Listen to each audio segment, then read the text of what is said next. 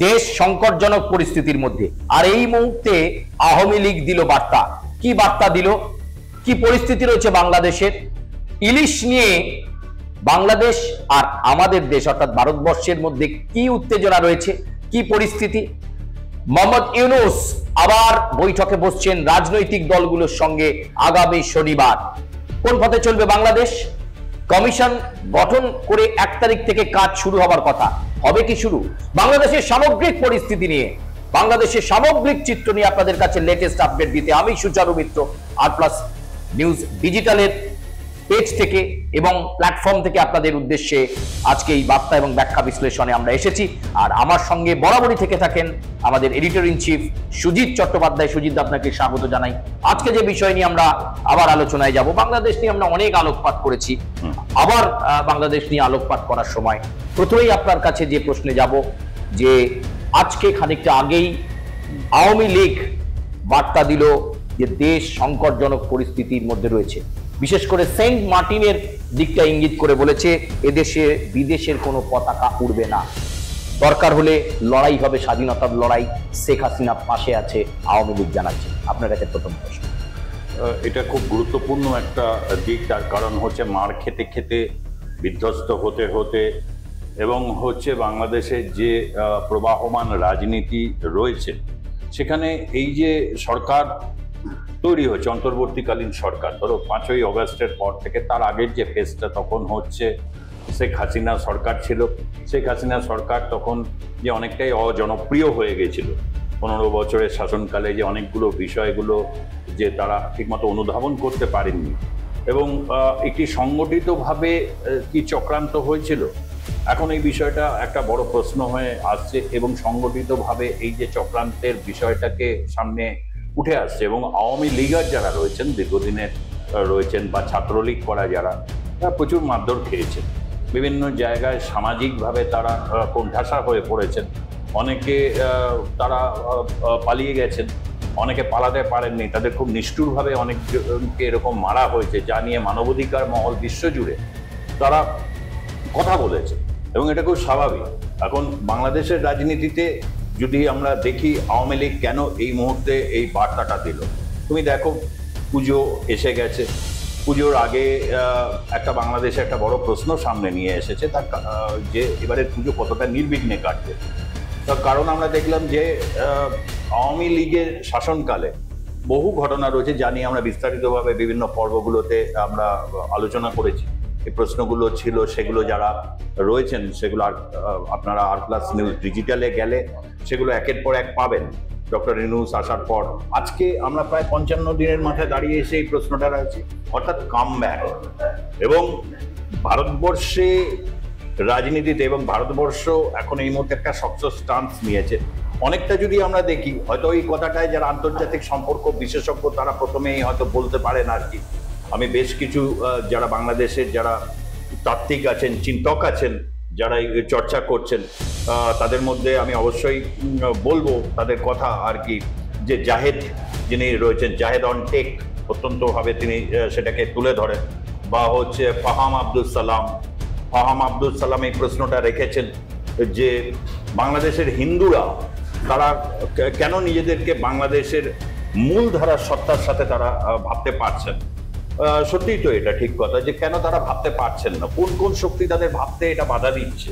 এই প্রশ্নগুলো খুব গুরুত্বপূর্ণ, যে সেখানে যে সংখ্যালঘু প্রশ্নটা যেটা রয়েছে, আবার ঠিক যে ভাষায় ধরো বাংলাদেশের বিরোধী বা ফাহাম আব্দুল সালামই বলো বা জাহেদ বলুন বা ডক্টর ইউনূসও তিনি, যিনি তত্ত্বাবধায়ক সরকারের প্রধান, তিনি বলেছেন যে তারা যেন মূল স্রোতে ভাবেন। তিনি বহু মন্দিরে গেছেন কিন্তু এবং নিরাপত্তা নিয়ে আশ্বস্ত করেছেন। তার কারণ বাংলাদেশে যে প্রান্তটায় কে অশান্ত বা সেন্ট মার্টিনস দ্বীপ, সেই প্রসঙ্গে আমি আসছি, এই জায়গা থেকে দাঁড়িয়ে আমি মনে করি যে পুজোটা নির্বিঘ্নে কাটানোটা একটা সবচেয়ে বড় চ্যালেঞ্জ। অবশ্যই তার কারণ হচ্ছে বাংলাদেশের রাজনীতিতে এখন খুব স্পষ্টভাবে হয়ে গেছে, বহু যারা আগে দণ্ডিত ছিল ধর্মভিত্তিক রাজনীতি বা নানা ধরনের লুটপাট নানা কিছুর কারণে, অনেকে এসে তাদের অনেককে ছেড়ে দেওয়া হয়েছে, বেরিয়ে এসে তারা অনেককে এরকম হুমকিও দিচ্ছেন যে পুজো নিয়ে।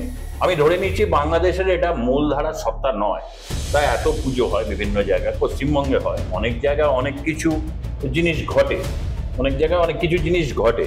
কিন্তু একটা উৎসবের মধ্যে সবকিছু একেবারে মাখনের মতো তুমি একটা পাউরুটির উপর তুমি ওটা মাখিয়ে নিয়ে গলার্ধকরণ করলেন, উৎসব সাকসেসফুল, তা তো নয়। অনেক কিছু আছে এই বাংলায়, তো উৎসবের আগের পরিপ্রেক্ষিত কি আমরা তো দেখতে পাচ্ছি। এরকম একটা জায়গা থেকে সেন্ট মার্টিনসে যে স্বাধীনতার প্রশ্নটা, সত্যি তো বাংলাদেশে এই যে পরিবেশ পরিস্থিতি বা ভারতবর্ষের আমরা যদি ভূ রাজনৈতিক অবস্থানটা দেখি, তাহলে আমরা কি দেখতে পাচ্ছি যে এই মহাসাগরে বা যে সাউথ চায়না সি এর উপরে একটা আমেরিকার একটা নিঃসন্দেহে দরকার। তার কারণ আমেরিকা সেই বছরটা থাকে তাদের ফরেন পলিসিতে তারা এটা দেখে যে একদিকে মধ্যপ্রাচ্য যেখানে এরকম একটা পরিস্থিতি, যুদ্ধ সেখানে প্রায় লেগে গেছে, রেস্ট্রিক্টেড জায়গা থেকে ধাপে ধাপে সেই যুদ্ধ কিন্তু এক্সকালেশনস করছে। এমতো পরিস্থিতিতে চায়না যদি এই জায়গায় তারা অনেকটা করে তাতে হয়ে যায়। কিন্তু আমার মনে হয় না যে ভারতবর্ষ বা এই বিশ্বের এই সাউথ ইস্ট এশিয়ার রাজনীতিতে আমরা যদি দেখি কতগুলো জায়গায় এটা বলতে কোনো বাধা নেই যে রাজনৈতিক দলগুলো অত্যন্ত গুরুত্বপূর্ণ ভূমিকা পালন করে থাকে এই যেখানে চীনের কমিউনিস্ট পার্টির একটা ভূমিকা থাকে, ভারতবর্ষের ক্ষেত্রে কংগ্রেস বিজেপির একটা ভূমিকা থাকে, এবং অবশ্যই বাংলাদেশের যদি প্রশ্ন আসে আওয়ামী লীগের একটা ভূমিকা থেকে যায়। তার কারণ সরাসরিভাবে একটা মুক্তিযুদ্ধের প্রশ্ন আছে। মুক্তিযুদ্ধ নিয়ে যেমন অনেকে অনেক প্রশ্ন করে, শেখ মুজিবের এটা করা ঠিক হয়নি, ওটা করা হয়নি, তিনি মুক্তিযুদ্ধের সময় ছিলেন না, তিনি সামরিক ব্যক্তিত্ব নন, তিনি একজন রাজনৈতিক ব্যক্তিত্ব। সোহরাওয়ার্দী তিনি একজন দেহরক্ষী মতো তিনি ছিলেন, তাকে সবসময় আগলে রাখতেন এবং খুব ছাত্রাবস্থা থেকে তিনি রাজনীতি করতেন। কলকাতা তো থাকতেন, এখানে কলেজে পড়েছেন। জিয়াউর রহমান বাংলাদেশের রাজনীতির শুধু নয় উপমহাদেশের রাজনীতির একজন অত্যন্ত গুরুত্বপূর্ণ চরিত্র, তারা এখানে তো মানে পড়াশোনা করেছেন। সুতরাং এই উপমহাদেশের রাজনীতিতে আওয়ামী লীগ যখন এই কথাটা বলছে তখন বলা যায় যে প্রাথমিক ধাক্কা, মানে প্রথম দিকে যে প্রবল ধাক্কা, সেই ধাক্কা তারা খেয়ে মানে করে একটা পাল্টা প্রত্যাঘাত মানে তারা আনতে চাইছে, এবং সেটা যদি রাজনৈতিকভাবে হয় এবং বিচার বিভাগীয় তদন্তের প্রয়োজন হয়, যার কারণে ওখানে সবাই নাকি ওখানে খুনে মানে জনপ্রিয় ব্যক্তিত্ব যাকে আমরা জানি একজন বিশিষ্ট অলরাউন্ডার, এই বিশ্বের ক্রিকেটে তার অবদান, তিনি তো মনে হচ্ছে আরো কিছুদিন, কিন্তু খেলাটা এখন কিন্তু এনজয় করতে পারছেন না। তিনি বাংলাদেশ থেকে মানে টেস্ট তার শেষ করা উচিত, সাকিবের কথা বলছি, কলকাতা অত্যন্ত জনপ্রিয়, কিন্তু সেটা কি তিনি কি ভরসা করতে পারছেন না। গোটা বাংলাদেশে এই যে একটা পরিস্থিতি বা মহল, সেখানে আবারও এটা বলি যে আওয়ামী লীগের এই বার্তাটাকে হালকাভাবে দেখলে এটা মানে হবে, এবং ডক্টর ইউনূসের উপর একটা বার্তা অনেকেই মনে করেন ডক্টর ইউনূস তিনি আমেরিকান। এবার এই প্রসঙ্গে আপনার কাছে আসি, মানে আরেকটি প্রশ্ন জুড়ে দিই। ডক্টর ইউনূস দায়িত্ব নেওয়ার পর কয়েক মাস কাটলো, আগামী শনিবার সমস্ত রাজনৈতিক দলগুলোর সঙ্গে তিনি মিটিংয়ে বসছেন। যে সংস্কার কমিশনের কথা তিনি বলেছিলেন 1 অক্টোবর থেকে সেটা অ্যাক্টিভ হওয়ার কথা ছিল, কিন্তু এখনো সেই দিকে এগোয়নি। ফলে এই কমিশনের বিষয়ে তিনি বসছেন। তিনি দুর্নীতিমুক্ত বাংলাদেশের কথা বলেছিলেন, অর্থনীতিকে ঘুরে দাঁড়ানোর কথা বলেছিলেন। আবার এই দিকে আওয়ামী লীগ একটা মেসেজ দিচ্ছে। এরকম পরিস্থিতিতে ইউনূসের কাছে সমস্ত রাজনৈতিক দলগুলোর কাছে আলোচনাটা কতটা যুক্তিযুক্ত হবে বলে মনে করছে? অত্যন্ত পজিটিভ। এটা আরো আগে করা উচিত মানে হয়েছিল দু একটা, সেখানে আওয়ামী লীগকে বাদ রেখে হয়েছিল। আমি ধরে নিচ্ছি যে আওয়ামী লীগ একটা ফ্যাসিস্ট, তাদের বক্তব্য দেখো, ফ্যাসিবাদ ব্যাপারটা অনেক বড় ব্যাপার। বলা হয় ফাইন্যান্স ক্যাপিটালের যুগে যখন এরকম হয়েছে, এখন অবশ্য কিউবার যিনি রয়েছেন আর কি, মারা গেলেন আমাদের রাষ্ট্রনায়ক ফিডেল ক্যাস্ট্রো, বলতেন ট্রান্সন্যাশনাল ক্যাপিটাল, অর্থাৎ কোথা থেকে ক্যাপিটালের উৎপত্তি বা ভিত্তি, সেই বিষয়টাকে অত্যন্ত জরুরি বিষয় হয়ে দাঁড়ায়। তো সেখানে যদি দেখা যায় যে ডক্টর ইউনূস সবাইকে নিয়ে রাজনীতি দলগুলোর আলোচনা, তাদের স্পষ্টীকরণ করতে হবে অন্যান্য রাজনৈতিক দল, যে ভারতবর্ষে যে বিদ্যুৎটা দিল, বিদ্যুৎটা গ্রহণ করলো, বিদ্যুৎকে কনজাম করলো, এবার তার তো একটা পেমেন্টের বাকি আছে, যা নিয়ে কিন্তু অত্যন্ত ভারত সরকারের সাথে একটা বাজে পরিস্থিতি তৈরি হয়ে রয়েছে। ভারতের বিকল্প আপনারা অন্য কোনোভাবে বিদ্যুতের সমস্যার সমাধান কিভাবে করবেন, খোলামেলা আলোচনা হওয়া উচিত। এবং রাজনৈতিক যারা স্টেক হোল্ডার, বিএনপির সময়ও কিন্তু যখন শাসনকালে ছিল এই প্রাকৃতিক গ্যাস এবং একবার কিন্তু হাসিনার উপর চাপ ছিল, সরকারের উপর ভারতের চাপ ছিল যে প্রাকৃতিক গ্যাস চুক্তি করার জন্য, তিনি কিন্তু করেননি। অর্থাৎ বাংলাদেশের এই সমৃদ্ধির জন্য একেবারে তিনি কোনো অবদান রাখেননি, এটাও যেমন সত্য নয় আওয়ামী লীগ। কিন্তু গণতন্ত্রের প্রশ্নে, গণতন্ত্রকে একদম সর্বস্তরে নিয়ে যাওয়ার প্রশ্নে মুক্ত চিন্তা, স্বাভাবিকভাবে হচ্ছে কথা বলার যে স্বাধীনতা, আচরণের মধ্যে যে নিয়মানুবর্তিতা, সমস্ত কিছু নিয়ে আগামীর বাংলাদেশকে তো ওটা ফাইট, তার একটা বিপুল জনগোষ্ঠী আছে। সেই জনগোষ্ঠীকে তারা যদি ঠিকমতো কাজে না লাগাতে পারে তাহলে সেটা তাদের ব্যর্থতা, রাজনৈতিক ব্যর্থতা এবং স্বাভাবিকভাবে অর্থনৈতিক ব্যর্থতার প্রশ্নটা। ব্যাপারটা তো বিশ্ব অর্থনীতি আজকে এই জায়গায় নেই। ভারতবর্ষ তো এরকম শুধু গালি মারলে তো হবে না যে ভারতবর্ষ আগ্রাসী, ভারতবর্ষ সব নিয়ে যাচ্ছে। তো গ্লোবাল ইকোনমির ক্ষেত্রে আমেরিকা প্রথম কিন্তু ভারতকেই চাইবে। সুতরাং এই ব্যাপারটা নিয়ে বাংলাদেশের মানুষের বলতে বা রাজনৈতিক দলগুলো, আমি জানি অনেক রাজনৈতিক দল এটা জানে। আমি এই প্রসঙ্গে একটা কথা বলি। সংস্কার কমিটি করেছে বিএনপি, মানে একদিকে আওয়ামী লীগের মুভমেন্ট চলছে, সংস্কার কমিটিতে কারা কারা আছেন? সদস্য খন্দকার মোশাররফ হোসেন, নজরুল ইসলাম খান, AZM জাহিদ হোসেন, তারা একটা পৃথক করে, মানে বিএনপি কি এই অবস্থায় দাঁড়িয়ে অন্তর্বর্তী সরকার, যেখানে নির্বাচন সংক্রান্ত সংস্কারের কথা বলা হয়েছে কমিশনে, 6টা কমিশনের প্রস্তাব ইউনূস দিয়েছেন, আমরা কি খুব তাড়াতাড়ি কোনো নির্বাচন দেখতে পাচ্ছি বাংলাদেশ? আমি কিন্তু খুব তাড়াতাড়ি নির্বাচনের এই মুহূর্তে সম্ভাবনা দেখতে পাচ্ছি না। প্রথম হচ্ছে আজকে 55 দিনের মাথায় রয়েছে। প্রথম 90 দিন খুব গুরুত্বপূর্ণ ইউনূস সরকারের মধ্যে। এখন যদি বলা হয় যে ইউনূস সরকারের 90 দিনের মধ্যে কি পরিস্থিতিতে রয়েছে, প্রাথমিকভাবে যে প্রশ্নগুলো এসেছে বা সমন্বয়ক তারা অনেকেই রাজনৈতিকভাবে পরিপক্ক নয়। অনেক জায়গাতেই দেখতে পাচ্ছি বাংলাদেশের বিভিন্ন লোকজন আগেও বলতেন না, এমন নয় যে আগে বলতেন না, চাঁদাবাজি, টেন্ডারবাজি, বিভিন্ন জায়গায় ফতোয়াবাজি, অর্থাৎ ফতোয়া দিয়ে দিল কে কি পড়বে। সাম্প্রতিক বাংলাদেশে একটা জায়গা, সেটা এটা ভীষণ ভাইরাল হয়েছে, এটা ভারতবর্ষ খুব চর্চা হচ্ছে। কলকাতাতে অনেকেই এটা জানতে চেয়েছে আমার কাছে যে বিষয়টা কি, যে সেখানে হিন্দু ছাত্রীদের মানে হিজাব পড়তে হবে। এই হিজাব না হিজাব বাংলাদেশের যারা চিন্তক রয়েছেন, যারা এরকম বলেন, তারা প্রত্যেকেই একটা জায়গা থেকে তারা অনেকেই উঠে এসেছেন এবং যে নিখাত বাংলাদেশের যে তত্ত্বটা বা তাদের যে বা ইসলাম তত্ত্বটা, এই সমস্তকে অনেকটা অতিক্রম করে রাজনৈতিক প্রশ্নে কতটা ডক্টর ইউনূস এক জায়গায় নিয়ে আসতে, মানে ঐক্যমতে, অর্থাৎ বাংলাদেশের ঐক্যটা খুব জরুরি, ভীষণ জরুরি। এবং ভারতবর্ষের ক্ষেত্রে যেটা আমি মানে শেষ করতে চাই, খুব গুরুত্বপূর্ণ এই জায়গাটা, তার কারণ হচ্ছে আমেরিকার সাথে তাদের সম্পর্কটা কি হবে। এটা ঠিক কথা যে শেখ হাসিনার সাথে আমেরিকার সম্পর্ক খুব খারাপ ছিল, এটা তো বলা যায় না। শেষ দিকের ক্ষেত্রে কিছু কিছু জায়গা, বিশেষ করে ডোনাল্ড লু যখন এলেন, কিন্তু ডোনাল্ড লু যখন ডক্টর ইউনূসের সাথে সাক্ষাৎকার করেছেন, তার আগে ভুলে গেলে চলবে না, উনি কিন্তু দিল্লি হয়ে গেছেন। ভারত একটা বড় বাজার, এই বাজারে আমেরিকা চাইবে এই বাজারকে কখনো হারাবে। বাংলাদেশ তুলনায় ছোট বাজার। এখন বাজারের উপর কি সবকিছু নির্ভর করবে? পুরোটা তো তা নয়, কেন বাংলাদেশের যে জনশক্তি এবং বিশেষ করে ছাত্র শক্তি এবং নাগরিক শক্তি, তারা যে ভূমিকা পালন করেছে, সেই ভূমিকায় কিন্তু এটা খুব গুরুত্বপূর্ণ যে তাদের এই ভূমিকাটা একটা এই গোটা উপমহাদেশের ইতিহাসে অত্যন্ত গুরুত্ব পেয়েছে এবং তাদের যে জনসমষ্টিকে তারা কিভাবে তারা ব্যবহার করবে এবং উন্নয়নের ক্ষেত্রে এটা খুব গুরুত্বপূর্ণ। বিশেষ করে হচ্ছে ফরেক্স, অর্থাৎ বিদেশি মুদ্রার ভান্ডার কতটা তারা এবং কিভাবে ব্যবহার করছে। দেখো, দীর্ঘদিন তো বকেয়া রাখা যায় না, একটা ব্যবহার করার পর এটাতে করলে একটা ভাবমূর্তি নষ্ট হয়। তুমি কারো কাছ থেকে ধারে নিতেই পারো, কেউ তোমাকে এসে বললো যে আমি এটা দিলাম, কিন্তু কিছু আপনাকে রিটার্ন দিতে হবে, কথা দিয়ে কথা রাখতে হবে। এটাই তো বাংলার বৈশিষ্ট্য, বাঙালির যে বৈশিষ্ট্য। এটা বাঙালির বৈশিষ্ট্যের কথা এলেন, শুধু আপনি ইলিশ খেতে ভালোবাসেন? নিশ্চয়ই, ইলিশের তেল, ভাপা, নানা রকম ইলিশ। বাংলাদেশ আমাদের বন্ধু দেশ, কিন্তু এবার তারা ইলিশ নিয়ে খুব রাগ করেছে। কিন্তু আমরা সেরকম উত্তেজনা এই বাংলায় দেখতে পাচ্ছি না যে ওরা ইলিশ দেয়নি বলে।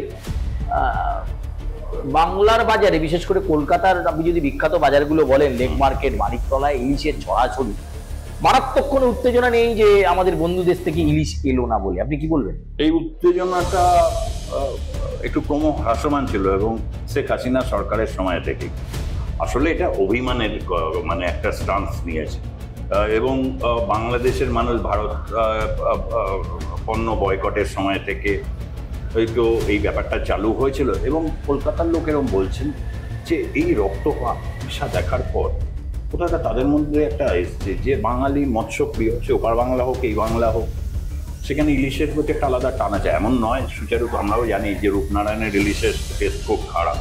এমনকি উড়িষ্যায় গিয়ে প্রথমবার যখন উড়িষ্যায় গেছে একটু কালচে ইলিশ, হ্যাঁ, উড়িষ্যায় কটক, ভুবনেশ্বর এইসব জায়গায় ওগুলো মহানদীর ইলিশ বলে, আবার কোলাঘাটের ইলিশ, কোলাঘাটের ইলিশও রয়েছে। স্বাভাবিক যে অনেকটা তাতে হচ্ছে দুধের সাথে হয়তো ঘোলে মিটলেও কোথাও একটা তো অভিমানের প্রশ্ন, স্বাভিমানের প্রশ্ন, যে যেখানে ট্রেড ব্যালেন্সটার এরকম একটা জায়গায় রয়েছে, একটা ছোট দেশের অর্থনীতি, সেইখান থেকে দাঁড়িয়ে কয়েকজন প্রবক্তা বা বিভিন্ন জায়গায় যে ইলিশ কেন এরকম দেব, প্রথমে মন্ত্রী স্বীকারও করলেন, মৎস্য মন্ত্রী যিনি ফরিদা সাহেবা, অত্যন্ত সজ্জন। এটা সুচারু, এটা একটা বলতে হবে 55 দিন প্রথমে কিন্তু একটু হলো কনগ্রাচুলেশনসও জানানো উচিত তত্ত্বাবধায়ক সরকারকে। আমরা তো রীতিমতো একটা টেনশনে ছিলাম যে অনেকে দেখা যাচ্ছে না, এই যে এই পুজো এসেছে, এবার কিন্তু সেভাবে বাংলাদেশের মানুষকে দেখতে পাচ্ছি না। খুব গুটি কয়েকজনকে দেখতে পাচ্ছি আশেপাশে, পার্ক স্ট্রিট বা মার্কুই স্ট্রিট, যেগুলো হচ্ছে মূল জায়গা বাংলাদেশের 8-10 বছর যেরকম কলকাতার মির্জা গালি স্ট্রিট, এগুলো সব সেকেন্ড হোম। একদমই ভিসাটা আটকে দেওয়া রয়েছে, মেডিকেল ছাড়া ভিসা, অর্থাৎ ভারতের সাথে সম্পর্কে চিট ধরেছে বাংলাদেশে, এটা বলা পরিষ্কার। একটু গরম গরম কথাবার্তা, সেভেন সিস্টার্স নিয়ে এরকম ভারতের শক্তি নিয়ে তো কোনো বক্তব্য নেই। অনেকগুলো যুদ্ধে ভারত পর্যদস্ত হয়েছে, কিন্তু অনেকগুলো যুদ্ধে একদম রাম শিক্ষা দাবার দিয়েছে। এটা তো রয়েছে ভারতবর্ষের সেনাবাহিনীর মধ্যে তাদের যে ডেডিকেশন, নিয়মানুবর্তিতা, এগুলো রয়েছে। তুমি একটা প্রশ্ন বললে, এইটাকে দিয়েই নিশ্চয়ই এটা খুব গুরুত্বপূর্ণ শেষ করা যায়। দুর্নীতির প্রসঙ্গটা তুমি বলবে যে তোমাকে বৈষম্য যদি নিরসন করতে হয়, বিশ্বজুড়ে বৈষম্য বাড়ছে, এই বৈষম্যের বিরুদ্ধে মানুষ নাজেহাল হয়ে যাচ্ছে। কোন মানুষ নাজেহাল হচ্ছে? যে মানুষের সঙ্গতি কম, বা যে মানুষের উৎপাদিত পণ্যের সে সঠিক দাম পায় না, এই সমস্ত মানুষ নাজেহাল হচ্ছে। এইরকম একটা পরিস্থিতিতে দুর্নীতির বিরুদ্ধে একটা সামাজিক আন্দোলন থাকা দরকার। এই দুর্নীতি তৈরি করে সিন্ডিকেট, এই সিন্ডিকেট আরেকটু প্রভাব বিস্তার করে এক ধরনের একটা কার্টেল তৈরি করে ফেলে, তারপর হচ্ছে ক্রমশ এটা যুদ্ধের দিকে এগিয়ে যেতে থাকে। আমরা শান্তির পক্ষে থাকি, যে বাংলাদেশের বৈশিষ্ট্য, তার অভিমান, তার মূল সত্তাকে আঘাত না করলে সে কখনো ওই করে না। এটা ব্রিটিশ বুঝেছিল, 1911 প্রথম বুঝিয়েছিল, বাংলা থেকে শিফট হয়েছিল।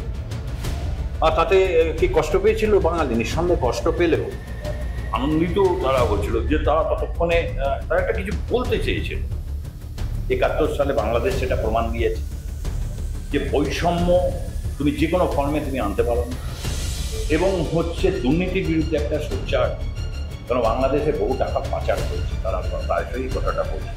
একটা দুর্বল অর্থনীতি তো তার দাম ডিকটেট করতে পারে না, এবং ভারতবর্ষের অর্থনীতি খুব কঠিন সময় তো ভারতবর্ষ তার কিছু কিছু জায়গায় দিয়েছে। হ্যাঁ, অনেকগুলো ক্ষেত্রে ভারতের ফরেন পলিসি নিয়ে হয়েছে, বিশেষ করে প্রতিবেশী দেশের সাথে যতটা ইচ্ছে ছিল প্রধানমন্ত্রী দেশের নরেন্দ্র মোদী বা হচ্ছে অমিত শাহ বা এই দেশের যারা শিল্পপতি যারা রয়েছে, তারা চেয়েছিলেন যে ট্রেডটা ইয়ে হয়, কিন্তু সেটা করতে গিয়ে বাংলাদেশের মানুষের একটা বড় অংশের মনে হয়েছে যে ভারত একটু আগ্রাসী ভূমিকা নিয়ে এসে সেটাকে।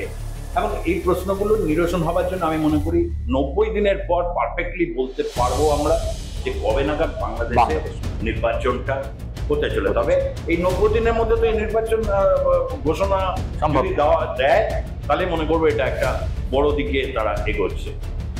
অনেক ধন্যবাদ আপনাকে সুজিত। আমরা কথা বলছিলাম আমাদের এডিটর ইন চিফ সুজিত চট্টোপাধ্যায়ের সঙ্গে। তিনি তীক্ষ্ণ সূক্ষ্ম বিশ্লেষণ এটা বুঝিয়ে দিলেন যে এই মুহূর্তে বাংলাদেশ কোথায় দাঁড়িয়ে এবং বাংলাদেশের সামগ্রিক পরিস্থিতি কি। আবার একই সঙ্গে অন্তর্বর্তী সরকারকেও ধন্যবাদ জ্ঞাপন করলেন। 55 দিন তারা খুব একটা খারাপ চালায়নি। আগামীতে কি হতে চলেছে বাংলাদেশে, তার নানা রকম দিক, তার নানা রকম বিষয় নিয়ে চুলচেরা বিশ্লেষণ হতে থাকবে আমাদের এই প্ল্যাটফর্মে। আপনারাই আমাদের সবকিছু, দর্শকরা আপনাদের মতামত জানাবেন। আপনাদের মতামত আমাদের শিরোধার্য। সঙ্গে থাকবেন, দেখতে থাকবেন আর প্লাস নিউজ ডিজিটাল। আর বাংলাদেশের সব আপডেট সবার আগে সব সময় আমরাই দিয়ে থাকি আর দেব।